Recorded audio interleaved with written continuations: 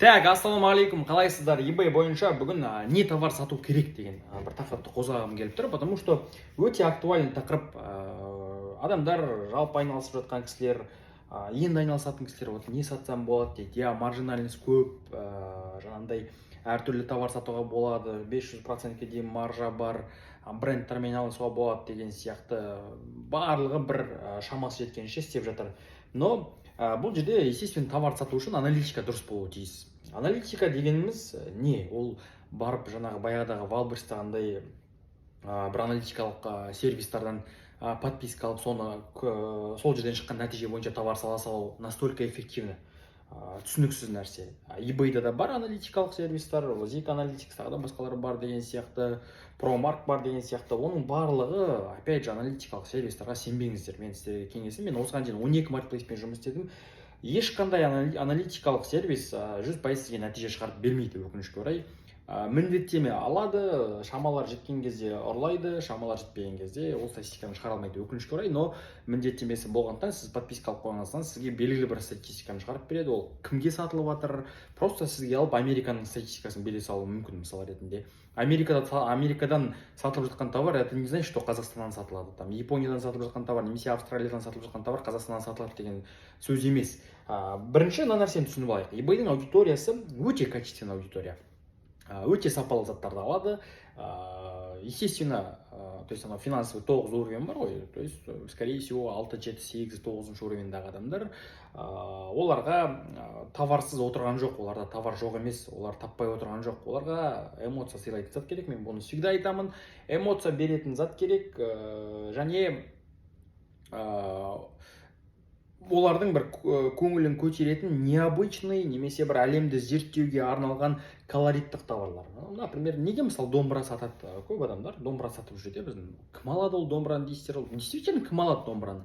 Америкада, Канадада отқан бір Джек деген жігітке домбыра керек па? Жоқ, керек емес на самом деле. Просто қызығады, музыкальный аппараттар жинайды, өз сондай бір хоббилар бар. Түсіндірмекші болған нәрсем, то есть белгілі бір мойындау керек, белгілі бір аудитория бар, ол біздің, скорее всего, Қазақстанға көбірек байланысты болады. Күнделікті потребность, тамақ жейтін, киетін киім, қолданатын телефон, аксессуар деген сияқты заттарды қолдануымыз мүмкін. Ал ол аудитория бар, больше эмоциясына жұмыс істейді, эмоциясын тойдыруға. Бізге қарын мен тәнімізді тойдырса, олар эмоциясын тойдыруға жұмыс істейді.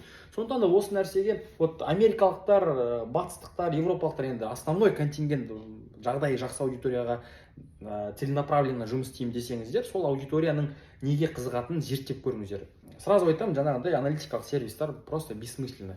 Мен аналитика алғаш бастаған кезде былтырлардың өзінде мен 7-8 сағат отырып аналитика істейтін, қолмен істейтінмін. Сол үшін де бізде қазір 9-10 аккаунт бар, 10 аккаунт уже. 5-6 аккаунтты біз чисто аналитикаға қортамыз. Мен қолмен істеймін, например, салып көремін, өтем өтпейме көремін, салып көремін, өтем өтпейме көремін. Менде основной ақша алып келіп жатқан аккаунттар бар. Сіздің случайыңызда жаңадан бастап жатқан болуыңыз мүмкін. Естественно, сізге табыс тауып, ақша тауып бастау керек. Түсінемін, сіз күтіп отыра алмайсыз, бір товарды салып қойып деген сияқты.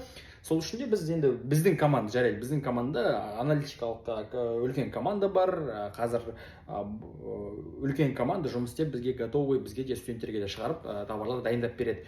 Но сіздің случайыңызда мен қолыңызбен аналитика жасауға кеңес беретін едім. Енді бір критерия ғана айтамын, осы критерия сізге көмектесуі мүмкін.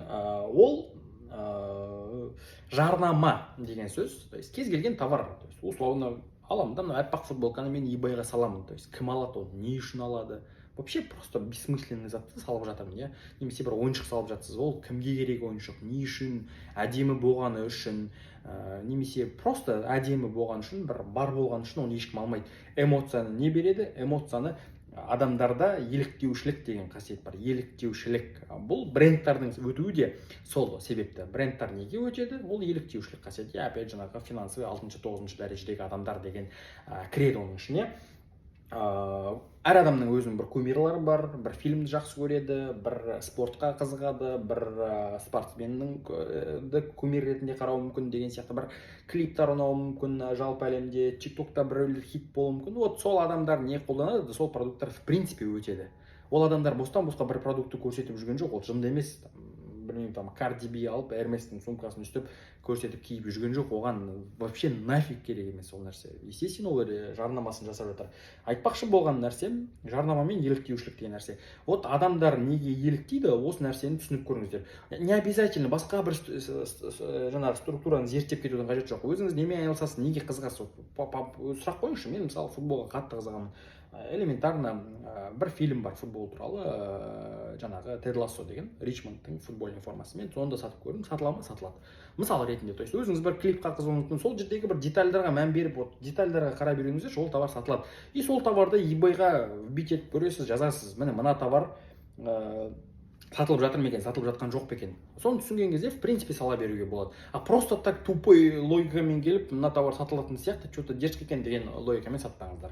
Вот осы. Ал неге жаңағыдай товарлардың, ол үлкен брендтер болуы мүмкін, ол үлкен бренд болмауы да мүмкін. Ол бір әдемі товар мүмкін, но оның жарнамасын если бір топовый бір адамдар жасаған болса, қараңыздар, білмеймін, әлемдегі надо будет, сізге ақша алып келеді ғой, бұл надо будет Инстаграмнан ең көп подписчик бар, 100 адамды қараңыз, ең көп там Роналдодан бастап, білмеймін, Селена Гомес кім бар, бәрін қараңыздар, Қайрат Нұртасқа дейін қараңыздар, надо будет. Қараңыздар да, вот каждый посттарын Инстаграм зерттеңіздерші, вот сіздерге ол бір бостан-босқа ол пост салып сіздерге мақтанып отырған жоқ, ол адам бүкіл посттары коммерческий, бүкіл посттары абсолютно. Үстіне киген киімі там, білмеймін, еркек болса американецтердің там құлағына таққан сырғасына дейін даже. Вот проблема жоқ, тура сол товарларды іздеңіз. Не бұл? Кейбіреулер белгілейді аккаунттарын.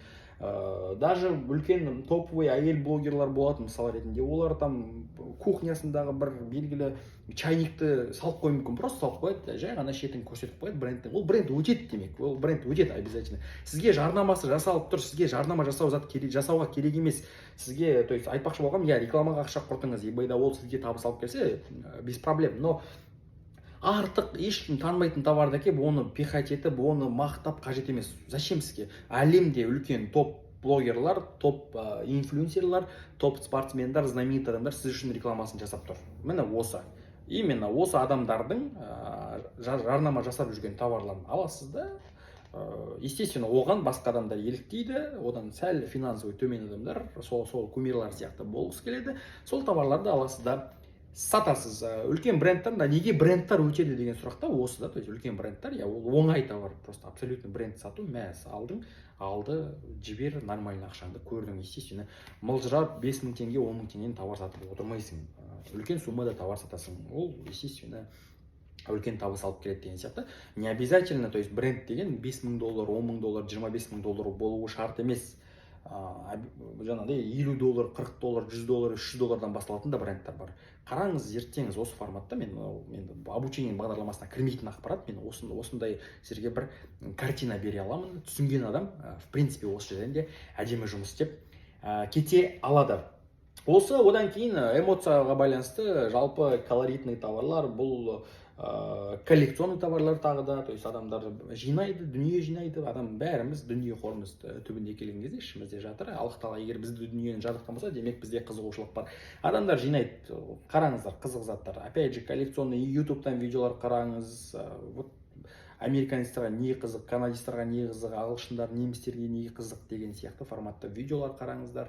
Сол арқылы әртүрлі товар сатуға болады. Мен сізге бір кішкентай лайфхак айтайын. Совет өкіметінің кезіндегі мынандай тиындардан бастап әртүрлі ескі телефондар, жаңағы болды ғой, таксофон деген сияқты, соның карточкаларына дейін сатылады, даже үлкен суммада сатылады. Хотя сол кезде 1 рубль, 0,5 рубль, 1,5 рубль тұрған заттар болуы мүмкін, қазір $700, $1000, $2000 дейін сатылады. Заман осылай, 30 жыл сайын тренд ауысып отырады. То есть 30 жыл бұрынғы, 30 жылдан осыған дейін, 30 жылға дейінгі 90 жылдардан бастап товарлар, сол кездегі нарықтағы бір бессмысленный товарлар сияқты көрінген товарлар қазір қызық. Коллекционщиктер әлемде өте көп, поверьте. Сіз бен мен коллекционщик емеспін, бізде Қазақстанда коллекция жинаудың мәдениеті өте аз. Это не значит, что әлемде жинамайды деген сөз емес. Біз Қазақстанның нарығымен вообще қарамау керек, бізге сататын селлерлар. Вот солар не ойлайды, солар неге қызығады, олар нені алуы мүмкін, олар неге ақша төлеуге дайын деген тақырып. Одан кейін тағы бір лайфхак айтайын сіздерге. Бәрі сатып жатқан товар намного сату шансы көбірек. Осы нәрсені ойлаңыздаршы. То есть бір товарды ерекше, бір товар тауып алып, ешкімге жоқ, ешкім рекламасын жасамай, вообще ешкімге жоқ товар тауып, осы товар қызық болады сияқты деп те сатудың қажеті жоқ. То есть ол скорее всего просто қызық емес ол товар ешкімге. Жаңағы айтып жатқан коллекционный товарлардың өзінде егер тауып қызыққан болсаңыз, сонда eBay-ға келесіз, поискқа жазасыз, названиесі тұр, бәленбай объявление тұрады, сатылып жатыр ма, сатылып жатқан жоқ па, отслеживаниесін қараңыз. Нормально болса сіз де салыңыз, проблема жоқ. Примерно осындай сіздерге картина бере аламын. Баршаңызға сәттілік.